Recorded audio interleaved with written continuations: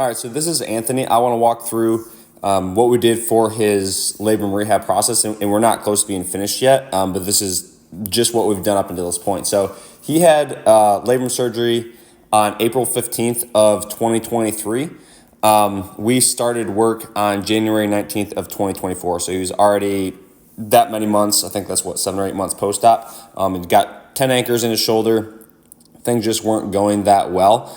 This video here is from, I believe, February 5th, and it wasn't a very good training day. It's like, I think this is from the same day, 79 to 82 pain, center arch class, impulses, etc. But it just wasn't going very well at that point. So, and this is a video, this specific video will have this exact exercise a little bit later. But this is from just like showing how I progressed through it. But this is like early on when we first started. You can just see there's not much stability in that right shoulder and ability to kind of accept force there. So this is moving to January 24th, as we can see here. Penn, he's like mid-eights, straight pitches, or 22 straight pitches. Just so like the arm was feeling good on this day, but the velus itself wasn't there. So that's on January 24th. We can see, and the biggest thing that you'll notice across this rehab is just kind of like the up and down process. And I want to share this because this is how things can be. Like this was January 24th, felt good. Velo wasn't quite there, but arm still felt good. And then on January 31st, Velo was back down, hurt bad, and it wasn't a good day. And this is, I can turn the sound on here, just him explaining a little bit of what was going on. Deeper. There's a pinch like here. It's like this wide, I would say, and it just gets hurt. So this is just, it's a vital part of what we do across the training process across the training rehab process is getting that feedback on what's going on so that we know what to address. So again, this is February 5th through 90 feet, did not feel good, as you can see here again. And then this is a clip that he sent me from that time period where it was not feeling very good. February 17th, so that was February 5th, February 17th, long toss, probably the best day he's had since his injury or since his surgery, and the labrum rehab was on April 15th. So this is February, March, April. This is like 10 months post-op at this point. We've been in work there roughly a month. But then you'll see, so this is the 17th, this is now the 26th, and you can see here the complete opposite. So this is what I'm saying with this, in this specific case or scenario, is like the kind of the back and forth, easily most pound of venom from my daily life.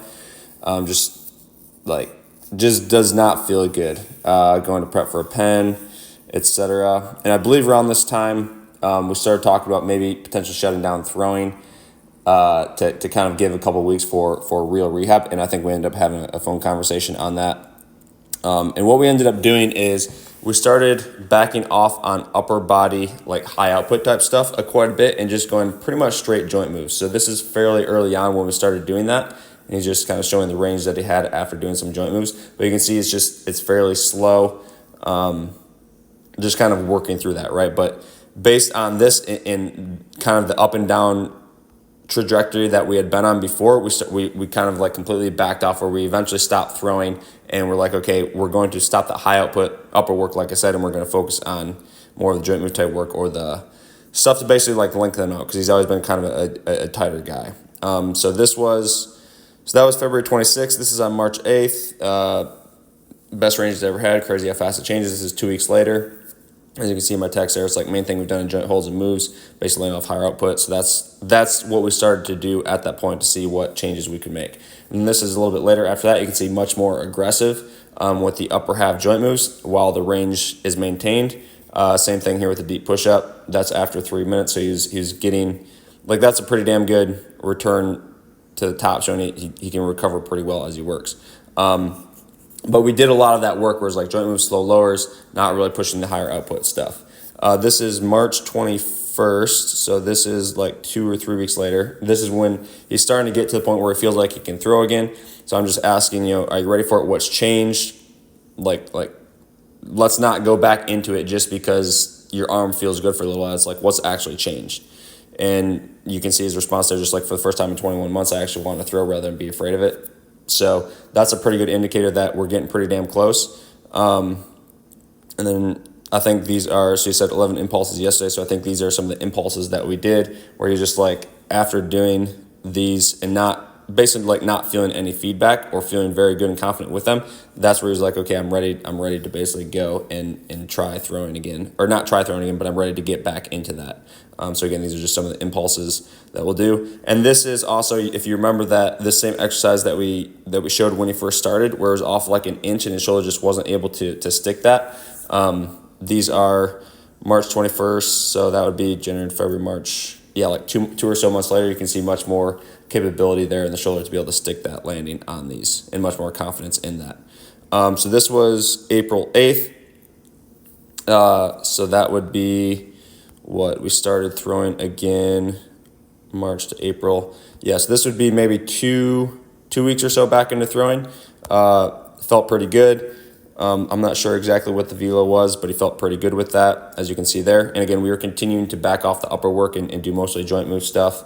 And you can just see here, like, talking through a little bit, how do we program this, or how do we make sense of what we're doing, because there's so much up and down stuff, right? And so this is kind of my response is basically like, all I did is we started off with a lot of rehab, joint move, that type of work, and it was going well. Then we started to go into more upper output stuff, and then the arm just didn't respond as predictably or as well. So then we backed off and we basically did more of the foundational joint move, slower type stuff again. And that's basically what I'm doing is I'm following what the body's telling us is ready to do. So that's how I personally make sense of what we're doing as we're going through a rehab program. I want to listen, or a training program. I want to listen to the body, what it's saying, and use that for what we're going to do. This was pretty cool. It was a behind the neck overhead press. He'd felt buzzing in his shoulder with these quite a bit, and as you can see, he's felt like my old self with these. So that was pretty cool. I want to say this was around, I don't know, maybe two or 3 weeks ago, something like that. Probably like 2 weeks ago. And then this is from yesterday, which at this time it would have been April 16th. So we started work January 19th. So this is roughly January, February, March, April, 3 months or so after we started. And it is, about a year after his initial surgery. He hit 90 for the first time, and this is the video. I'm just gonna let this play. He put this up on his Instagram. I'll just let it play with noise. Do it or don't. Let's go.